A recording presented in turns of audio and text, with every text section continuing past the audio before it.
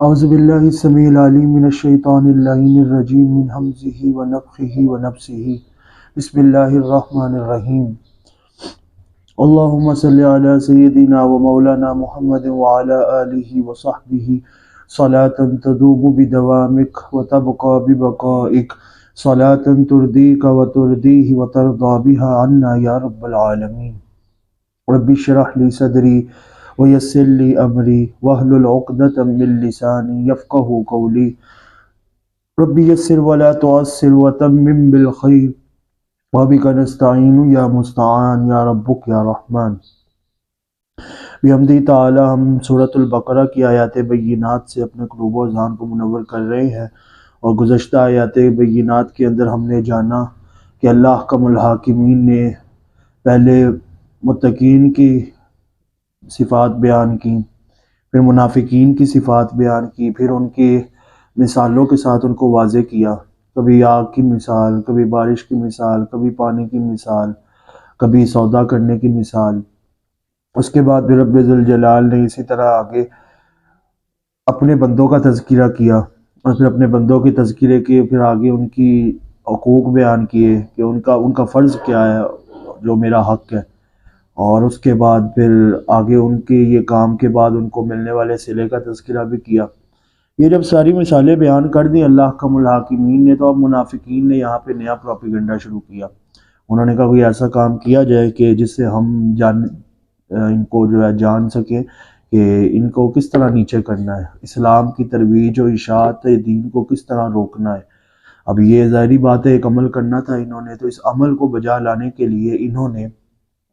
اب وہ مثالیں جو تھیں جو منافقین کے لیے رب ذوالجلال نے اس صحیفہ انقلاب میں دی تھیں، انہوں نے اس کے اوپر اٹیک کیا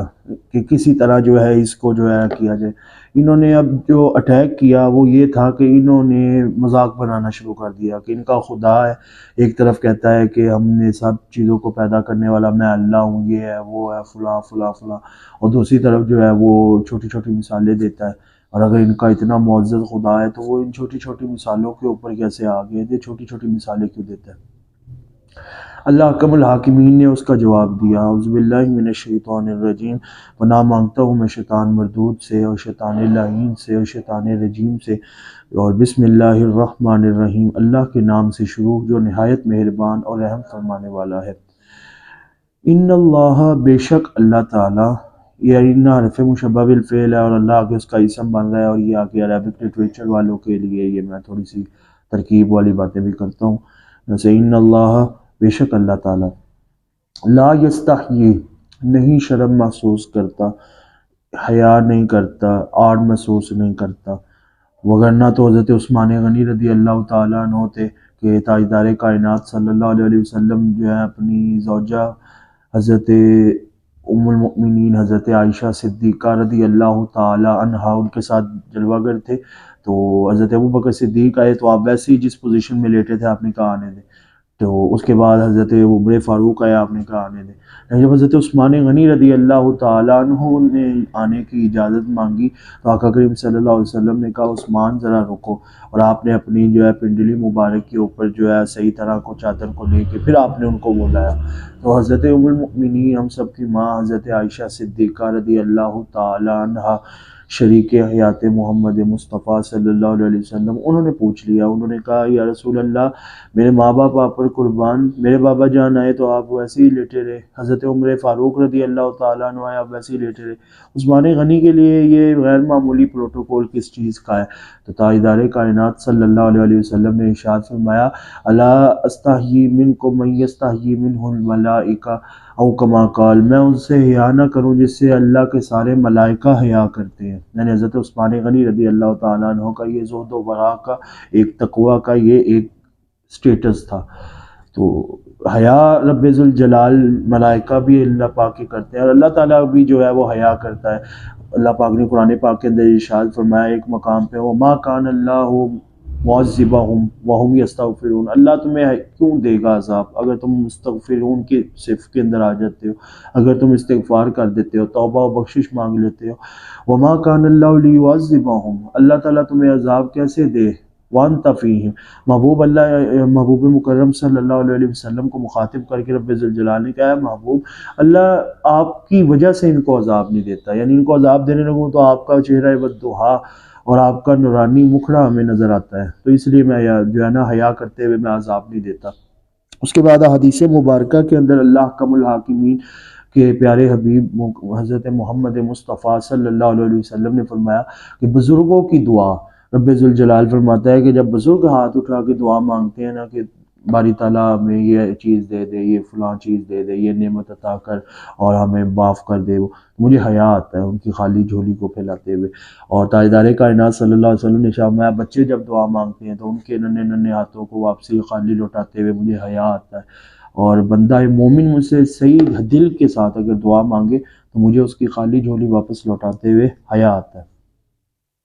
میں ان اللہ لا یستحیی، حیا آتا ہے اللہ کو، لیکن اللہ تعالیٰ یہاں پہ حیا نہیں کرے گا، یہاں پہ استحیا نہیں فرمائے گا۔ ان اللہ لا یستحیی، اللہ نہیں حیا فرماتا ان یضربہ، کہ وہ بیان کرے، وہ مثالیں دے، مثلا مثالیں کن چیزوں کی، ما بعودتن، چاہے وہ مچھر ہی کیوں نہ ہو، ما بعودتن سب سے حقیر ترین اللہ تعالیٰ کی مخلوق جو ہے وہ مچھر ہے، وما فما فوقہا، یا اس سے بھی کوئی حقیر تر مثال۔ یعنی اب یہ اللہ پاک نے یہ جو آیت کریمہ کا یہ پورشن ہے نا کہ ما بعودتن فما فوقہا، اس کے اندر بڑے راز و نیاز کی باتیں کی ہیں۔ میں آپ کے سامنے راز ہر اللہ پاک کی آیت کریمہ کے پیچھے چھپے ہوتے ہیں، اور ایک راز کو حضرت علی شیر خدا رضی اللہ تعالیٰ عنہ نے کہا تھا کہ اگر میں حضرت سورۃ الفاتحہ کی تفسیر لکھ دوں تو سورۃ الفاتحہ کی تفسیر کے لیے مجھے 70 اونٹ چاہیے، یعنی 70 اونٹ کی پشتیں بھر جائیں گی لیکن سورۃ الفاتحہ کی تفسیر مکمل نہیں ہو سکتی۔ تو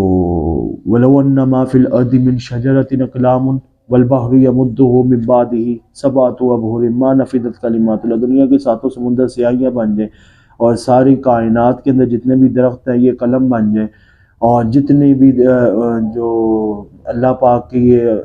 نام نامی، اسم گرامی اور جتنی بھی صفات ہیں ان کو لکھنا شروع کر دیں تو سب کچھ ختم ہو جائے گا، لیکن اللہ تعالیٰ کا جو حمد و ثنا اور اللہ تعالیٰ کی قرآن پاک کا اور معجزہ جو تاجدار کائنات صلی اللہ علیہ وسلم کو دیا ہے اس کا احاطہ تک بھی نہیں ہو سکتا۔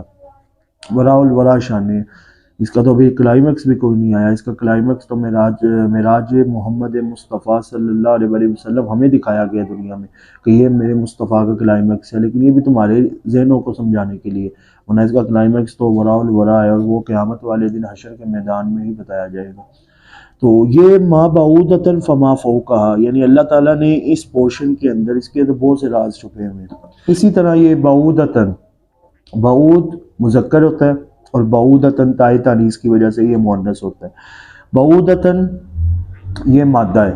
یعنی مادہ قسم مچھر کے اندر سے، اور بعود کہتے ہیں نر قسم جو مچھروں کے اندر ہوتے ہیں، یعنی مذکر، اور مادہ یعنی فیمیل مچھر کے اندر اسے بعودتن کہتے ہیں۔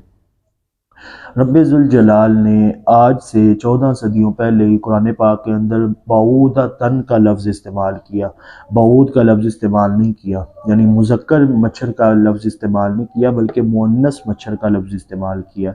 اور سائنٹسٹ 14 صدیوں کے بعد آج اس تحقیق کے اوپر پہنچی ہے کہ انسانی جسموں کو کاٹنے والا مچھر، چاہے وہ انسان کا جسم ہو چاہے وہ حیوانات کے جسم ہو، تو کوئی بھی جسم ہو اس کو کاٹنے والا جو مچھر ہے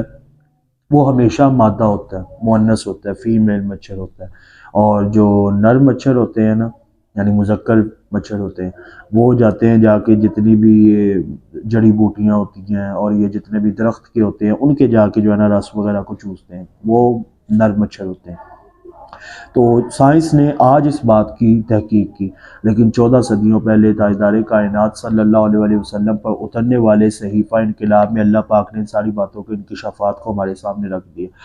فما فوقہا کہہ کہ اللہ پاک نے ایک اور مثال بیان کی، مچھر سے بھی حقیر تر شے، اب مچھر سے بھی کوئی حقیر تر شے ہو سکتی ہے، اس مچھر سے بھی حقیر تر شے کے بارے میں اللہ احکم الحاکمین نے آج سے 14 صدیوں پہلے کہا، اور آج کے سائنٹسٹ بہت بڑے مسلم سائنٹسٹ ہیں، ان کا نام ہے عبد الدائم الکحیل، انہوں نے مچھروں کی اقسام بیان کی. انہوں نے کہا رب ذوالجلال نے بعودتاً کہا، تو بعودتاً کیا کہ رب ذوالجلال نے بتایا کہ انسان کے جسموں کو، حیوانوں کے جسموں کو، جتنے بھی جسم ہیں ان کو کاٹنے والا، خون پینے والے جو مچھر ہیں وہ سارے مادہ ہوتے ہیں، فیمیل مچھر ہوتے ہیں. تو اس لیے بعودتاً کا لفظ استعمال کیا، کیونکہ بعود جو مذکر مچھر ہوتے ہیں، یعنی میل مچھر جو ہوتے ہیں سارے، وہ جا کے ماسکیٹوز وہ سارے جا کے دوسرے رس وغیرہ چوستے ہیں. تو ایک یہ بھی ثبوت یہاں سے قرآن کی آیت سے ملا. دوسرا بعودتاً کے شروع میں جو ماں کا ورڈ ہے، جو کلیتاً ہر چیز کے پذیرات کرتا ہے، یعنی سارے مجموعہ، یہاں سے بتایا گیا کہ یہ ماں کا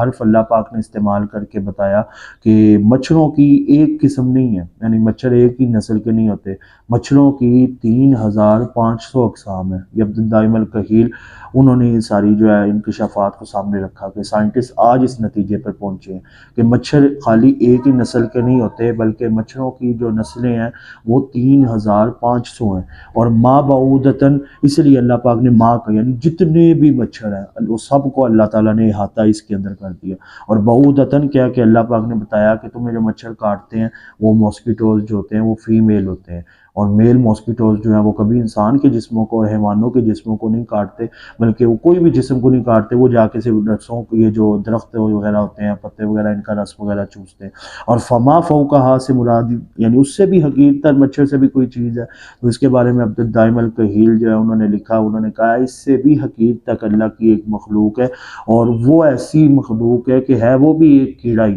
لیکن وہ یہ جو مادہ مچھر یعنی فیمیل ماسکیٹوز جو انسان کے، حیوانوں کے جسموں کا خون چوستے ہیں، ان کی پشت پہ بیٹھی ہوتی ہے، وہ حقیر سی چھوٹی سی. یعنی آپ یہاں سے اندازہ لگائیں کہ مچھر، آپ نے دیکھا ہے کہ وہ مچھر کی کتنا ماہیہ ہے، اس کی ہوتی ہے جسامت اور سارے، تو اس کے پیچھے پشت کتنی کو ہوگی، اور پھر اس پشت کے اوپر ایک چھوٹی سی مخلوق بیٹھی ہے جو اس کا خون چوس رہی ہوتی ہے. تو یہاں پر رب ذوالجلال نے، سائنٹسٹ آج یہ بات بیان کر رہے ہیں، اور رب ذوالجلال نے بعودتاً مچھر کا ذکر کرتے ساتھ ہی فما فوقہا اس سے کم تر حقیر تک چیز کا تذکرہ فرما دیا. مچھر سے اللہ پاک نے بڑی بڑی جنگیں لڑوائی ہیں، اور یہ مچھر کو یہ اللہ پاک نے فضیلت ایک سب سے پہلے تو یہ ملی کہ قرآن کے اندر تذکرہ کیا. دوسری فضیلت یہ ملی کہ حضرت ابراہیم علیہ السلام کے لیے اللہ پاک نے مدد کی مچھر کے ذریعے. مثال کے طور پہ جب نمرود جو ہے وہ اپنے آپ کو خدا کہتے کہتے آخری درجے پر پہنچ گیا نا، تو اللہ کم الحاکمین کی طرف سے اب سارا اللہ پاک ملاحظہ فرما رہے تھے کہ کس طرح نمرود نے اپنی جنگیں، فوجیں تیار وغیرہ کی، اور حضرت ابراہیم علیہ السلام کے مخالف آئے، تو اللہ پاک نے نا مچھروں کی فوج کو بھیجا. وما يعلم جنود ربك الا هو، اللہ تعالیٰ کو یہ علم ہے اللہ تعالیٰ کی کتنی مخلوقات، کتنے لشکر ہیں. چاہے تو وہ ابابیل کے ذریعے ابرہہ پر حملہ کروا دے، چاہے تو مچھروں کے ذریعے نمرود کے اوپر حملہ کروا دے، چاہے تو وہ کسی بھی طرح ٹڈیوں کے ذریعے، مینڈکوں کے ذریعے، اور جس طرح بھی ہے اللہ پاک کا عذاب اور وہ کروا کے، اور جو ہے وہ ان کے اوپر کھٹملوں کے ذریعے وہ موسیٰ علیہ السلام کی قوم کو تباہ و برباد کر دے. یہ اللہ تعالیٰ کے فیصلے ہوتے ہیں. تو وہ مچھروں کی ساری فوج کو بھیج دیا. وہ جب مچھروں کی ساری فوج آئی اور آ کے اتنی فوج کے، علامہ ابن کثیر رحمۃ اللہ تعالیٰ علیہ، تفسیر ابن کثیر اور دیگر مفسرین بیان کرتے ہیں سورج چھپ گیا تھا، یعنی سورج ہوتے ہوئے بھی اپنی روشنی نیچے زمین تک نہیں پہنچا پا رہا تھا، اتنے مچھر آ گئے، اور وہ اس فوج کے بالکل پاس سے گزرے. جب وہ پاس سے گزرے تو ساری فوج تب تو بالکل صحیح سلامت تھی، جو ہی مچھر گزرے اور گزر کے واپس گئے، آگے جب گزرے تو پیچھے سے جو ان کی فوج کی حالت تھی وہ ساری ہڈیاں پڑی ہوئی، یعنی ان کا سارا جسم کی بوٹیاں تک کھا گئے اور ساری ہڈیاں پیچھے باقی رہ گئی، اور ان ساری فوج کے اندر ایک نمرود بچ گیا. اور حضرت ابراہیم علیہ السلام نے اس کو مخاطب کر کے کہا کہ اب بھی نہیں ایمان لاؤ گے؟ کہ دیکھو اللہ حکم الحاکمین کی شان، انہوں نے تمہیں بچا لیا کہ ابھی پلٹ آئے، ابھی پلٹ آئے، اور ہم الراحمین رب ہے. اس نے کہا نہیں، وہ پھر اپنی قائم رہا اپنی بات پہ اور ڈٹا رہا، اور اس نے اسلام کو قبول نہیں کیا. تو حضرت ابراہیم علیہ السلام کے مخالف جب دوبارہ آنے کی اس نے کوشش کی نا، تو حضرت ابراہیم علیہ السلام رب ذوالجلال اسی کے اندر بھی نمرود کو مروا سکتا تھا، لیکن ایک مچھر کو اسپیسیفکلی آرڈر ہوا کہ اس کے ناک کے ذریعے اس کے دماغ میں جاؤ اور جا کے اس کو تباہ و برباد کر دو. تو وہ مچھر اس کی ناک کے ذریعے اس کے دماغ میں گیا اور اس کو کاٹتا تھا، پھر وہ جوتیاں مرواتا تھا، وہ پھر کاٹتا تھا، پھر جوتیاں مرواتا تھا، اور وہ جب جوتیاں مرواتا تھا تو وہ کاٹنا بند کر دیتا تھا، اور اس طرح جوتیاں مروا کے رب ذوالجلال نے اس کو اس صفحہ ہستی سے مٹایا۔ تو کہنے کا مقصد یہ ہے کہ اللہ احکم الحاکمین کی چھوٹی سی مخلوق ہے، اور اس کی پشت کے اوپر بیٹھی اس سے بھی چھوٹی مخلوق ہے جو اس کا خون چوس رہی ہوتی ہے، اور یہ مادہ مچھر کی، یہ ماسکیٹوز فیمیل، یہ ہمارا خون چوستی ہیں، اور میل ماسکیٹوز جو ہے وہ جا کے دیگر جو ہے پتوں کا اور ساروں کا، پھولوں کا رس وغیرہ چوستی ہیں۔ اللہ پاک نے اس آیت کے اس چھوٹے سے پورشن کے اندر یہ کتنی بڑی حقیقت بیان کی۔ فَأَمَّا الَّذِينَ آمَنُوا، پس جو لوگ ایمان لائے، آمنو عارفین کی تفسیر ہے، وہ یہاں پہ کہتے ہیں آمنو کے ایک الف، دوسرا میم، تیسرا نون، چوتھا واو اور آگے پھر الف۔ آمنو کے 5 جو ہے نا وہ حروف ہیں۔ الف سے مراد اللہ ہے، عارفین کہتے ہیں آمنو سے مراد کہ ایمان لانا ہے تو الف اللہ پر ایمان لاؤ، میم محمد مصطفیٰ صلی اللہ علیہ وسلم پر ایمان لاؤ، نون سارے نبیوں پر ایمان لاؤ، واو سارے ولیوں پر ایمان لاؤ، اور الف آگے پھر اللہ پر ایمان لاؤ۔ یعنی مثال کے طور پہ اگر اللہ پر ایمان لاؤ گے تو پھر اللہ کے ساتھ تاجدار کائنات صلی اللہ علیہ وسلم پر ایمان لاؤ، اس کے بعد پھر آگے نون نبیوں پر ایمان لاؤ، 1.25 لاکھ کم و بیش انبیاء کرام، اور نبیوں کے بعد پھر آگے واو ولیوں پر ایمان لاؤ۔ پھر ولی کی شان یہ ہے کہ وہ آپ کو پکڑ کے آگے اللہ تک پہنچا دیتی ہے، تو یہ ہے۔ اور دوسرا یہ اس کی عارفین تفسیر کرتے ہیں، وہ کہتے ہیں الف ایک حرف، میم دوسرا، نون تیسرا، واو چوتھا، آگے الف نہ گنے تو الف سے مراد اللہ، اور میم سے مراد یعنی آگے میم نون واو یہ 3 حروف، یہ 3 حضرت ابو بکر، حضرت عمر، حضرت عثمان ہے، اور آگے الف جو آخری والا حرف ہے وہ حضرت علی۔ تو یہ 4 خلفائے راشدین کو بھی وہ یہاں سے کہتے ہیں کہ آمنو، ان کے اوپر بھی ایمان لو۔ تو یہ اللہ پاک کے عارفین اہل اللہ، یہ ان کی تفاسیر ہوا کرتی ہیں۔ شیخ روز بہان بقلی اور رحمۃ اللہ تعالیٰ علیہ ہو گئے، اور حضرت ذوالنون مصری ہو گئے، زابیہ بصریہ ہو گئی، حضرت حسن بصری ہو گئے، حضرت قطب الدین بختیار کاکی ہو گئے، حضرت داؤد تائی رحمۃ اللہ تعالیٰ علیہ ہو گئے، اور امام سرخسی رحمۃ اللہ تعالیٰ، معروف کرخی رحمۃ اللہ تعالیٰ علیہ، یہ ساری ان کی تفاسیر ہوتی ہیں۔ فَأَمَّا الَّذِينَ آمَنُوا، پس جو لوگ ایمان لائے، فَيَعْلَمُونَ، تو پس وہ جان لیں، یعنی یہ کافروں کی باتوں کو چھوڑو، دفع کراؤ، یہ جیسے بھی ہیں جو مرضی بول رہے ہیں ان کی باتوں کو سائڈ پہ۔ فَأَمَّا الَّذِينَ آمَنُوا، جو لوگ ایمان لائے، اب اللہ پاک ان کو کہہ رہا ہے فَيَعْلَمُونَ، تم لوگ جان لو، أَنَّهُ الْحَقُّ مِن رَبِّهِمْ، جتنا بھی حق ہے نا، یہ جو ساری باتیں یہ ساری حق ہیں، اور یہ آپ کے رب کی طرف سے ہیں، من ربہم، ان کے رب کی طرف سے، محبوب مکرم صلی اللہ علیہ وسلم کے رب کی طرف سے، یہ حق ہیں، ان کی باتوں میں نہ ہو، یہ پاگل ہیں، یہ حق ہے تو آپ کے پاس آیا ہے۔ وَأَمَّا الَّذِينَ كَفَرُوا، جو لوگ کافر ہیں نا، فَيَقُولُونَ، تو آپ ان کو بتا دیں، مَاذَا أَرَادَ اللَّهُ، یہ کہتے رہتے ہیں، یعنی محبوب مکرم صلی اللہ علیہ وسلم یہ تو کہتے ہی رہیں گے، فَيَقُولُونَ کہتے ہیں، اور یہ فعل مضارع معروف ہے جو حال اور مستقبل کے اوپر دلالت کرتا ہے، یعنی ماضی حال مستقبل 3 الگ الگ ٹرمز ہیں، لیکن عربک کے اندر ماضی الگ ہے اور حال اور مستقبل ایک ہی ہے فعل مضارع کے اندر۔ تو کہا فَيَقُولُونَ، یہ جو کافر ہے نا یہ ہمیشہ ہی کہتے رہتے ہیں، ان کی عادت ہے، تو کہتے رہیں گے، کیا کہتے رہیں گے؟ ماذا، کیا ہے، ما استفہامیہ ہے، یہاں پہ موصولہ نہیں ہے، ذا کیا ہے، اراد اللہ، اللہ کا ارادہ، بہذا مسئلہ، ان مثالوں کے ذریعے، یعنی مچھروں کی مثال دینا، پھر بارش کی مثال دینا، پھر آگ کی مثال دینا، پھر سودے کی مثال دینا، پھر یہ چھوٹی موٹی مثالیں دینا، اس میں کیا ہے، اللہ کو ملتا کیا ہے، اللہ کا ارادہ کیا ہے، تو یہ ساری باتیں جو ہے نا انہوں نے بیان کر دی، کرتے رہیں گے، کافر لوگ ہیں، کرتے ہیں اور کرتے رہیں گے، قیامت تک کرتے رہیں گے۔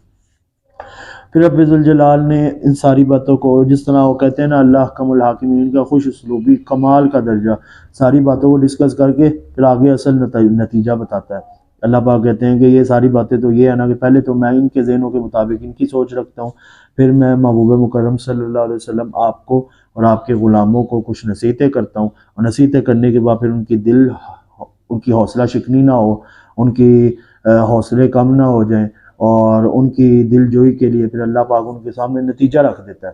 کچھ نتائج کو چھپا کے رکھے جاتے ہیں، لیکن کچھ نتائج اللہ تعالیٰ سامنے بیان کر دیتا ہے، اور نتائج میں سے یہ ہے کہ یضل بہ کثیرا، کہ یہی قرآن پاک ہے، یہی صحیفہ انقلاب ہے، لیکن یہ صحیفہ انقلاب کسی کو انقلاب کی راہ پر گامزن کرے گا، لیکن کسی کو بھی، یعنی ہر ایک کو انقلاب کی راہ پر گامزن کرے گا، لیکن اس میں 2 پورشن آ جائیں گے۔ یضل بہ کثیرا، کسی کو ایسا انقلاب دے گا کہ اس کو پکڑ کے گمراہ کر دے گا، وَيَهْدِي بِهِ كَثِيرًا، اور کسی کو ایسا انقلاب دے گا کہ عمر سے عمر فاروق بن جائیں گے، ابو بکر سے صدیق بن جائیں گے، عثمان سے ذوالنورین بن جائیں گے، اور علی سے حیدر کرار بن جائیں گے۔ تو یہ ایک صحیفہ انقلاب کسی کسی کو ہدایت دیتا ہے اور کسی کسی کو گمراہی کے مزید دلدل کے اندر پھینک دیتا ہے۔ یہ حدیبی کسی وما یدل بھی، اور نہیں اللہ پاک ان سے گمراہ کرے گا۔ یعنی اب یہ بات ظاہر بات ہے، گمراہی بہت بڑی ایک اللہ تعالیٰ کی سرزنش کی بات ہو رہی تھی، تو رب ذوالجلال نے فرمایا وما یدل بھی، اور آپ لوگ گھبراؤ نہیں، اللہ نہیں گمراہ کرے گا، الا الفاسقین، مگر صرف ان کو جو فاسق و فاجر ہیں، فاسق و فاجر ہیں، صرف ان کو گمراہ کرے گا اور کسی کو نہیں کرتا۔ الذین، یہ وہی لوگ ہیں، ینقضون، اب اللہ تعالیٰ ان کی مثال دے رہا ہے، ینقضون، یہ اللہ تعالیٰ سے جوڑتے ہیں عہد اللہ، اللہ کا وعدہ، من بعد میثاقہ، پکا، یعنی ایک میثاق ہو جاتا ہے، اور میثاق کہتے ہیں پکے وعدے کو، عہد اللہ کی، یعنی ینقضون عہد اللہ، یعنی ینقضون یہ توڑ دیتے ہیں عہد اللہ، اللہ کے وعدے کو، من بعد، بعد اس کے میثاقی جو پکا ہو چکا ہوتا ہے، یعنی ایک ہے عہد اللہ، اللہ کا وعدہ، اور وہ پھر میثاقی، اللہ نے اس اپنے وعدے کی میثاقی ہی کہہ کے صفت بیان کی، پکا وعدہ، اس کو ہی توڑ دیتے ہیں۔ وَيَقْطَعُونَ، اور کاٹ دیتے ہیں، ما امر اللہ، جس چیز کو اللہ تعالیٰ نے حکم دیا یوصل، کہ اس کو جوڑا جائے۔ اور نبی پاک صلی اللہ علیہ وسلم نے بھی ارشاد فرمایا، یہاں پہ مراد صلہ رحمی ہے، صلہ رحمی سے مراد یہ ہے کہ رب ذوالجلال کے پیارے حبیب نے فرمایا ان الرحیم شجنۃ من الرحمن، کہ بے شک اللہ تعالیٰ کی جو صلہ رحمی ہے وہ اللہ کے عرش کے ساتھ جڑی ہوئی ہے، اور قیامت والے دن اللہ تعالیٰ اس کو، مخلوق کو، صلہ رحمی کو جو ہے سامنے لا کے بولے گا، من وصل کی وصلتہ، جو تجھے دنیا میں جوڑے رکھا ہے نا میں اس کو جوڑے رکھوں گا، ومن قطع کی قطع، تو جس نے تجھے توڑا ہے نا میں اسے توڑ دوں گا آج کے دن، یعنی آج محشر کا دن ہے، جزا و سزا کا دن ہے۔ تیرا جس نے دنیا میں احساس کیا، اور تیرے احساس کرتے ہوئے اس نے اپنے رشتہ داروں کے ساتھ صلہ رحمی کی، دوستوں احبابوں کے ساتھ صلہ رحمی کی، والدین کے ساتھ، میں ان کو جوڑے رکھوں گا، اور جس نے تجھے توڑا دنیا میں میں اس کو آج توڑ دوں گا۔ تو صلہ رحمی اللہ کے عرش کے ساتھ، شجنۃ من الرحمن، یعنی اللہ قیامت والے دن صلہ رحمی، لوگوں کا فیصلہ صلہ رحمی کے کہنے پر کرے گا۔ تو اسی لیے وہ حضور صلی اللہ علیہ وسلم نے حضرت فاطمہ الزہرا سلام اللہ علیہا کو بھی کہا کہ فاطمہ تو شجنۃ منی، فاطمہ میرے شجنہ ہے، یعنی جس طرح اللہ تعالیٰ نے صلہ رحمی کو اپنے عرش کے ساتھ جوڑا ہے، فاطمہ ایسے میرے ساتھ جڑی ہوئی ہے، اور جس طرح صلہ رحمی قیامت والے دن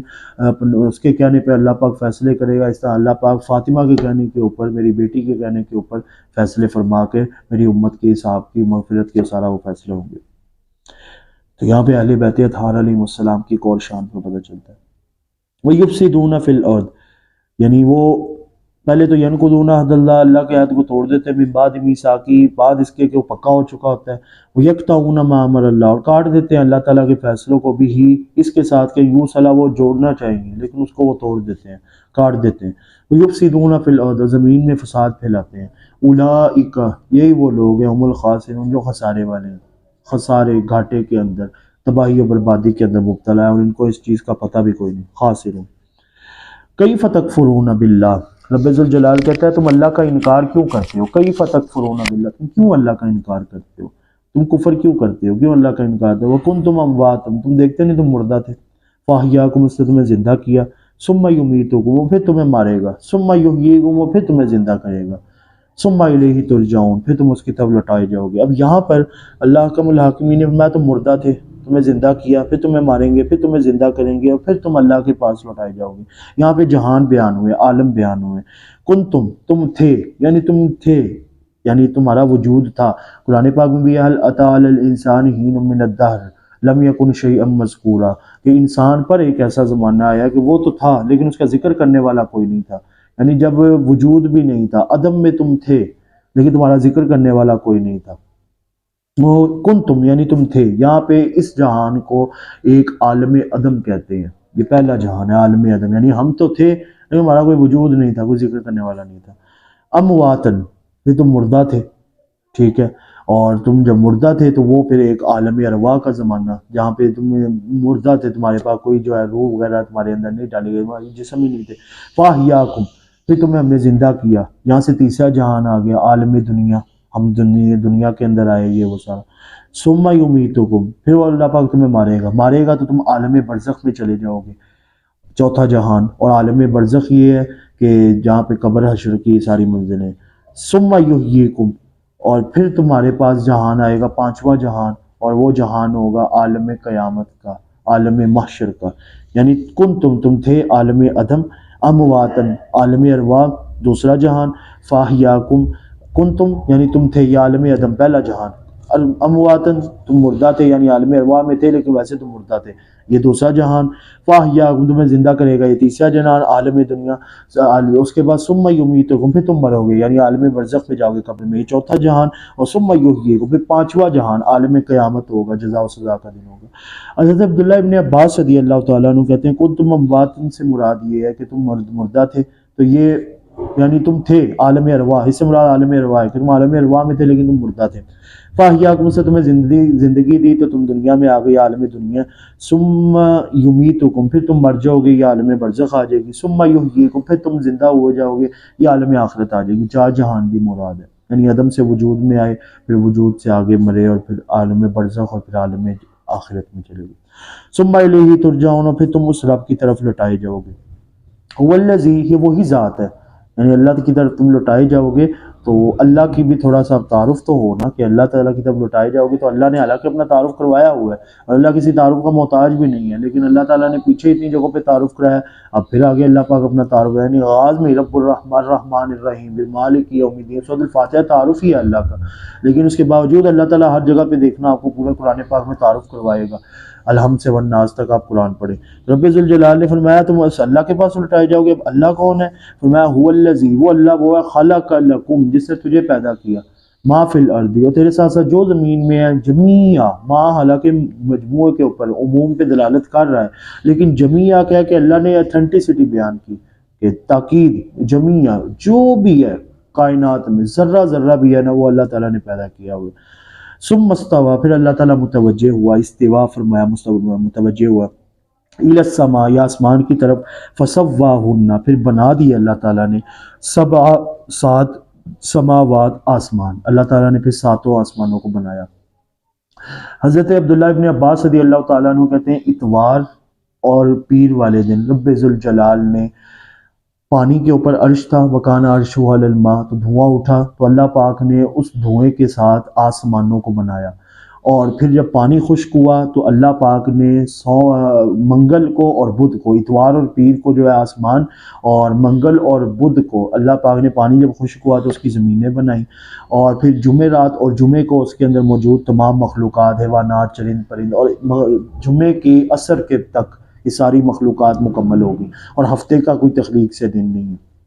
لیکن حضرت ابو ہریرہ رضی اللہ تعالیٰ عنہ کا حدیث مبارکہ ہے کہ ایک دن تاجدار کائنات صلی اللہ علیہ وسلم نے میرا ہاتھ پکڑا اور ہاتھ پکڑ کے کہا ابو ہریرہ اللہ تعالیٰ نے ہفتے والے دن مٹی کو بنایا، اتوار والے دن پہاڑوں کو بنایا، اس کے بعد پیر والے دن اللہ پاک نے درختوں کو بنایا، منگل والے دن اللہ تعالیٰ نے آسمانوں کو بنایا، اس کے بعد بدھ والے دن اللہ پاک نے گمراہی کو بنایا، جمعرات والے دن اللہ پاک نے نور کو بنایا، اور جمعے والے دن اللہ احکم الحاکمین نے انسانوں کو، حیوانوں کو، سب کی تخلیق کی، اور عصر کے تک وہ ساری تخلیق جو ہے وہ پایہ تکمیل کو پہنچی۔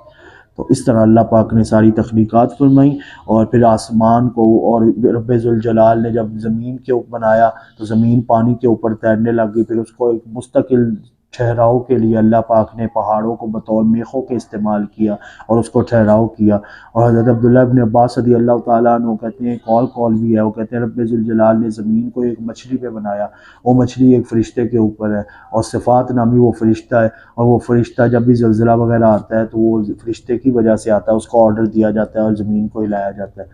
تو یہ ان کا ایک قول ہے جس کو بعد مفسرین نے بیان کیا۔ اس طرح اللہ احکم الحاکمین نے یہ ساری تخلیق فرمائی، اور یہ ساری تخلیق فرمانے کے بعد رب ذوالجلال نے جب بتا دیا کہ میں نے 7 آسمان بنائے، یہ کن فیکون کہہ کے بھی کر سکتا تھا، لیکن اللہ احکم الحاکمین نے تدریجاً کر کے بتایا کہ بندے ہر کام کے اندر تجھے بتانا چاہتا ہوں کہ جو کام آہستگی کے ساتھ اور دوام کے ساتھ ہو، ہمیشگی کے ساتھ ہو، وہ صحیح رہتا ہے، نہ کہ ہر بڑاہٹ میں جلدی جلدی کام ہو جائے، جلدی کا کام شیطان کا ہوتا ہے۔ تو یہ سب کچھ کرنے کے بعد رب ذوالجلال نے فرمایا وَهُوَ بِكُلِّ شَيْءٍ عَلِيمٌ، وہی ہر شے کو جاننے والا ہے، یعنی یہ ساری مخلوقات کو بنا رہا ہے تو اس کے بارے میں علم بھی ہے۔ ہم روبوٹ بنائیں تو اس کے ایک ایک پرزے کا پتہ ہوتا ہے، موٹر سائیکل بنائیں تو اس کے ایک ایک پرزے کا پتہ ہوتا ہے، ایک ایک فالٹ کا پتہ ہوتا ہے۔ تو اتنی بڑی کائنات رب نے بنائی، ظاہری بات ہے رب کو اس چیز کا علم تو تھا، اور اللہ پاک نے فرمایا میں ہر مخلوق کو میں نے بنایا تو میں اس کو جانتا بھی ہوں۔ اور جس طرح میں جانتا ہوں اس طرح کوئی بھی نہیں جانتا۔ یہ اللہ احکم الحاکمین نے صفات بیان کی ہیں۔ صدق اللہ مولانا العظیم۔ انشاءاللہ تعالی العزیز اب آگے ایک ایسا انٹرسٹنگ واقعہ شروع ہونے جا رہا ہے جس کا آغاز انشاءاللہ اگلے درس قرآن میں ہم کریں گے کہ جب انسانوں کی تخلیق کی باری تھی تو کیا کیا واقعات رونما ہوئے تھے، اور کس طرح پھر اللہ احکم الحاکمین نے انسان کو اپنا اشرف المخلوقات اور نائب الخلیفہ گردانتے ہوئے انسان کو زمین کی خلافت عطا کی۔ انشاءاللہ آنے والے درس قرآن میں ہم اس چیزوں کو جانیں گے۔ آمین۔ وآخر دعوانا ان الحمدللہ رب العالمین۔